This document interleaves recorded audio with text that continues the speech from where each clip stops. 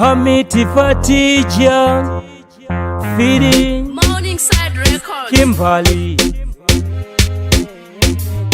Handi maki handizi zimseki handizi kuta ndina basa neputseki uzingandide isa mabreki mangoma ndinoita wek ndinoita wek so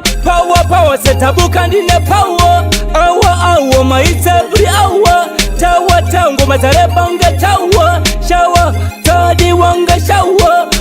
power setabuka ndine power awa maitse every hour tawa ngoma zareba unge tawa shawa tadi wanga shawa zvandinoita zvitsva ngenyukarikila musaka chizitedzera nekuti zviri izi kunge masaskamu bvunza bosi osi kana wangu madam kuti ndiri legendary missionary ndezvamwari kundikompeya eprimary netertiary udzanai lokari musati mave mochari kuti ndiri jewelry ndokusafisai kuita kunge January power setabuka ndine power awa maitse every hour tawa ngoma zareba unge tawa shawa tadi wanga shawa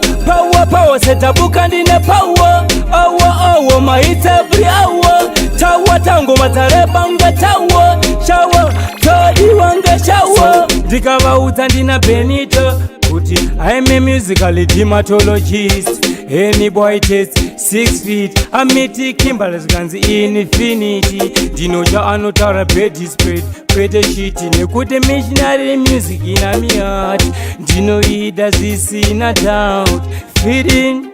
so power setabuka ndine power awa maitse every hour tawa ngoma zareba unge tawa shawa tadi wanga shawa